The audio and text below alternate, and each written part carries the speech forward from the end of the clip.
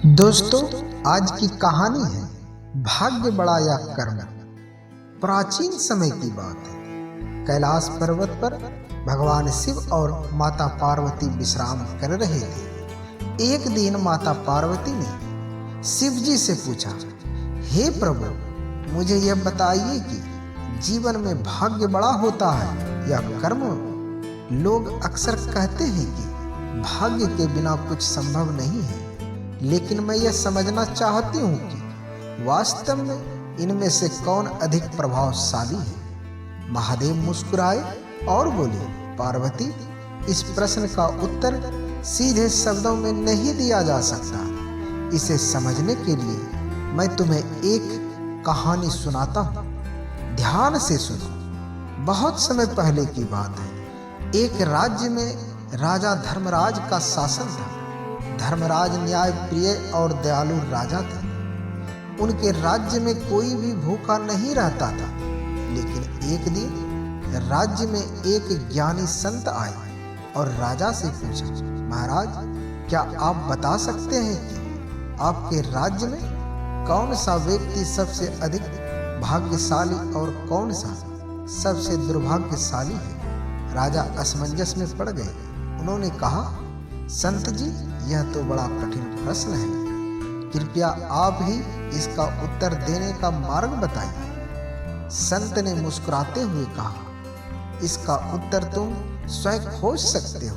मैं तुम्हें दो व्यक्तियों की परीक्षा लेने का सुझाव देता हूँ। एक व्यक्ति को ऐसा चुनो जो बेहद भाग्यशाली समझा जाता हो, और दूसरे को ऐसा चुनो जिसे लोग दुर्भाग्यशाली कहते हो। दोनों को एक ऐसी परिस्थितियों में रख कर देखो। राजा को यह विचार अच्छा लगा। उन्होंने दरबारियों से सलाह मशवरा किया और दो व्यक्तियों को चुना। पहला व्यक्ति था रघुनाथ, एक धनी व्यापारी। लोग कहते थे कि उसका भाग्य इतना प्रबल है कि जो भी काम करता है उसमें सफलता ही मिलती है। उसने कभी मेहनत नहीं की, लेकिन उसका व्यापार हर साल बढ़ता गया। दूसरा व्यक्ति था मोहन, एक गरीब किसान। वह दिन रात खेतों में काम करता, लेकिन फसल खराब हो जाती। लोग कहते थे कि उसकी किस्मत ही खराब है। राजा ने दोनों को बुलाया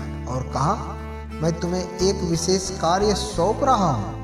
यह तुम्हारी मेहनत और धैर्य की परीक्षा है। पास के जंगल में एक गुप्त खजाना छुपा हुआ है। तुम्हें इसे ढूंढ कर लाना है। जो इसे खोज लेगा उसे मैं बड़े पुरस्कार से सम्मानित करूंगा। भाग्यशाली व्यापारी रघुनाथ ने सोचा, मुझे अधिक मेहनत करने की आवश्यकता नहीं है। मेरा भाग्य मेरा साथ देगा।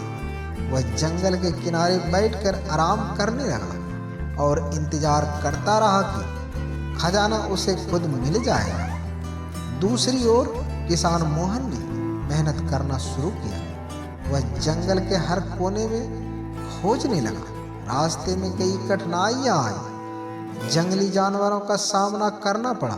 झाड़ियों ने उसे घायल कर दिया, लेकिन उसने हार नहीं मानी।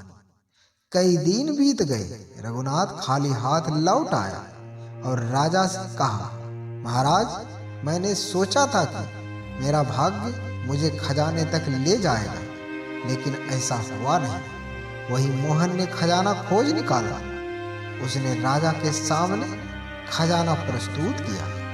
राजा ने मुस्कुराते हुए कहा, मोहन, तुमने यह कैसे किया। मोहन ने उत्तर दिया, महाराज, मैंने हार नहीं मानी। मैं मेहनत करता रहा और अंत में मुझे सफलता मिली। संत ने राजा से कहा, महाराज, यही इस प्रश्न का उत्तर है।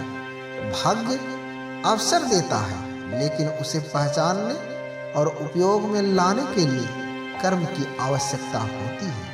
यदि रघुनाथ ने मेहनत की होती तो उसे भी सफलता मिल सकती थी, लेकिन उसने अपने भाग्य पर भरोसा करके कुछ नहीं किया।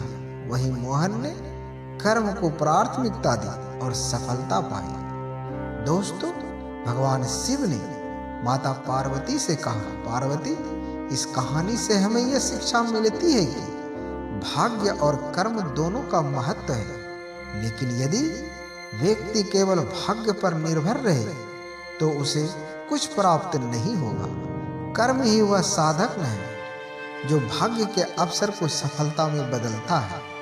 माता पार्वती ने सहमति में सिर हिलाया और कहा, आप सही कहते हैं प्रभु, मनुष्य को अपने कर्मों से कभी पीछे नहीं हटना चाहिए। इस प्रकार शिव और पार्वती ने भाग्य और कर्म का गूढ़ रहस्य समझाया। दोस्तों, अगर कर्म और भाग्य की यह कहानी अच्छी लगी हो तो वीडियो को लाइक और चैनल को सब्सक्राइब अवश्य करें।